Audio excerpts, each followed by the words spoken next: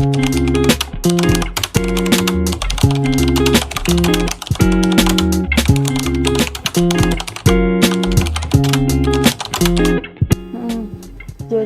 waktu itu tahun 2015 kejuaraan Livoli di Bandung.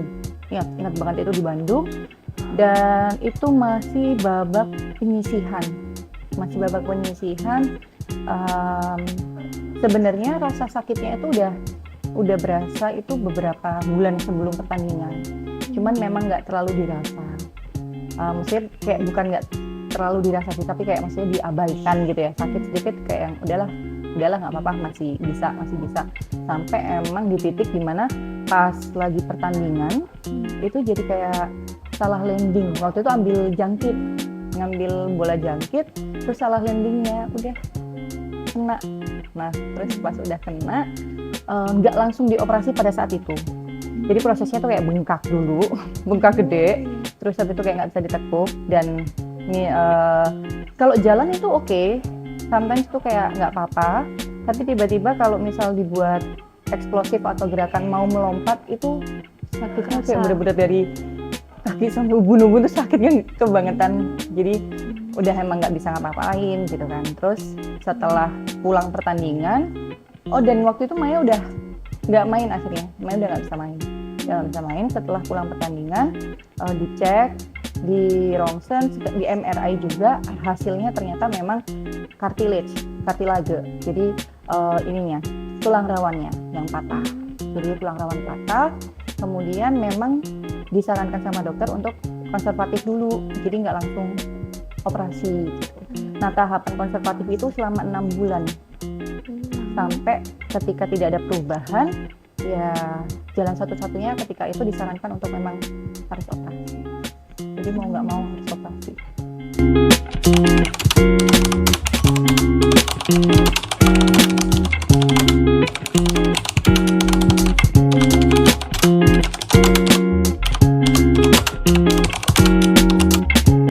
Bener sih, sebenarnya cedera itu emang bener momok buat semua atlet ya. Hal yang paling ditakutkan itu adalah ketika kita sedang masa ada pertandingan di depan, ada plan-plan kayak rencana buat pertandingan apa, ini itu, dan pergi ke sana ke situ gitu. Terus tiba-tiba kita cedera. Gitu. Sebenarnya emang benar-benar yang berat itu adalah keserang mentalnya, bukan cuma fisiknya aja. Nah, pada saat itu memang supportnya mama sih, karena memang yang tahu ya benar-benar pure orang rumah ya, orang keluarga itu, orang tua yang tahu waktu kakinya nggak bisa diapa-apain, ngelangkah aja juga susah, dipaksa buat lari bengkak, dipaksa buat gerakan ini itu tuh nggak bisa. Terus kemudian ngelihat temen-temen yang sudah mulai liga gitu, dan mama itu dulu masih zamannya tuh kan ini ya koran ya, langganan. Waktu itu langganan tiap pagi tuh selalu ada, dan itu memang rutinitas dari kecil. Maya tuh setiap kali bangun tidur itu yang dicari koran. Kalau sekarang yang dicari HP ya. Kalau dulu tuh yang dicari koran, baca koran. Nah, ketika baca koran kayak yang Proliga udah mau dimulai kayak gitu segala macam dengan beritanya, itu tuh kayak nangis, terus kayak terus kayak maksain latihan padahal nggak bisa, padahal tahu yang nanti akhirnya bengkak gitu kan. Cuman ya memang yang support banget tuh mama terus sama ayah tuh support banget, sampai akhirnya udah daripada Mayanya kepikiran, stop koran dan stop, nggak ada yang membicarakan tentang voli yang biasanya mereka nonton di TV gitu, tentang Proliga dan segala macam tuh mereka stop, bahkan nggak ada yang nonton voli sama sekali gitu. Terus pas masa pasca operasi itu benar-benar 1 hari keluar dari rumah sakit itu mama sama ayah tuh nganterin, karena itu memang keinginannya Maya sendiri gitu, kayak nganterin, dan mereka tuh yang nungguin ke tempat gym. Maya tuh jadi 1 hari operasi, terus kan dirawat inap dulu di rumah sakit selama seminggu ya. Terus kemudian keluar dari situ tuh Maya tuh minta nggak langsung ke rumah, minta mampir ke tempat gym, karena disarankan lebih banyak pakai sepeda sepeda statis sama berenang. Nah waktu itu kan masih jahitannya masih belum sering, jadi cuma bisa pakai sepeda statis dan itu tuh pulang dari rumah sakit langsung mampir dan nyoba sepeda statis, dan itu yang nemenin semuanya mama sama ayah. Jangan nangis loh.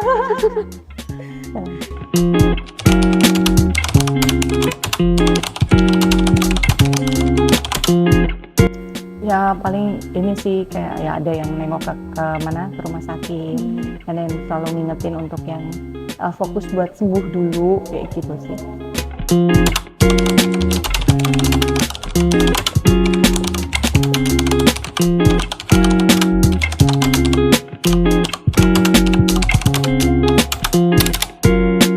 Di 2016 balik itu sebenarnya masih ada rasa kecewa sih sebenarnya, maksudnya walaupun juara 2 ya, juara 2 itu ada rasa kecewa itu karena memang performanya Maya, terus kemudian proses untuk bisa latihan lagi itu tuh bener-bener kayak yang terlalu memaksa sih sebenarnya. Itu ego gitu, itu sebenarnya ego gitu kan, yang harusnya disarankan untuk di BTS di kursi roda selama 2 bulan, tapi Maya 2 minggu itu saking kepengennya bisa comeback gitu kan, Maya jalan pakai tongkat yang terus yang apa ya, memaksakan untuk latihan fisik lagi yang padahal jahitannya belum kering, terus kemudian sampai akhirnya kena keringat sampai pernah bernanah jahitannya.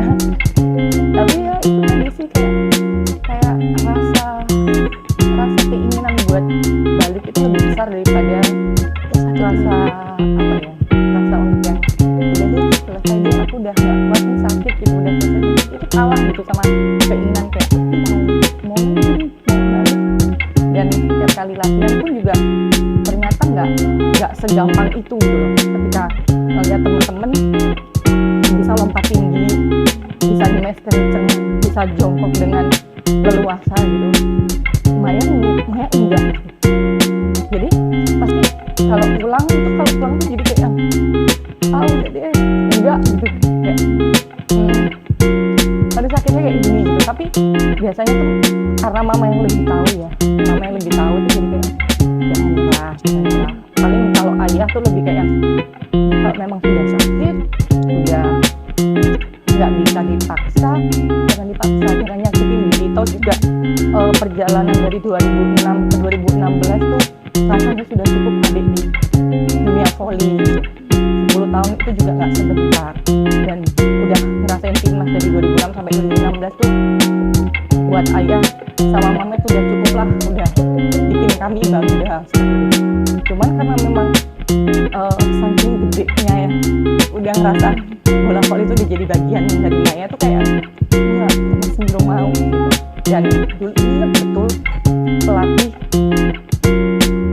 PON Jatim namanya Pak Sudarto dari Petrokimia. Nah kita manggilnya Pak E, itu yang selalu nyemangatin Maya waktu di lapangan. Kayak yang udah, jadi setiap kali ada progres sedikit aja mereka beliau ini tahu, beliau tuh selalu kayak mengingatkan, kamu hari ini ada peningkatan ini loh, jadi kayak enggak, harusmu enggak selesai, kamu bisa gitu. Dan apa ya, ketika sampai pertandingan di Bandung, jadi pemain cadangan yang dulunya selalu jadi pemain inti atau starting player tuh, ketika jadi pemain cadangan tuh juga ada rasa penolakan gitu kan. Tapi kan akhirnya menyadari bahwa aku ada di sini, tetap dipertahankan itu udah sangat bersyukur gitu. Tapi juga ada rasa kecewanya, aku nggak bisa bantu tim banyak nih gitu kan. Nah setelah itu juga ternyata rasa trauma itu nggak berhenti sampai di situ sih, nggak hanya di 2016, tapi ternyata dari sampai 2017, 18 itu masih ada, dan ibaratnya kalau misalnya Maya lari mau gerak apa itu masih belum sempurna, kayak belum balance kayak gitu sih. Jadi kalau dibilang perasaannya waktu 2016 saat PON itu gimana, sebenarnya kayak nggak ada yang tahu selain Maya dan orang tuanya Maya kayak gimana ketika Maya harus kelihatan baik-baik aja di depan teman-teman, pelatih dan supporter kayak nunjukin ke lawan bahwa aku masih punya power, aku masih bisa perform kayak gitu tuh. Sebenarnya di hati kecilnya itu kayak enggak, aku bukan Maya yang dulu kayak gitu. Jadi sebenarnya kayak gitu sih. Tapi ya alhamdulillah ternyata bisa dilewatin sampai sekarang.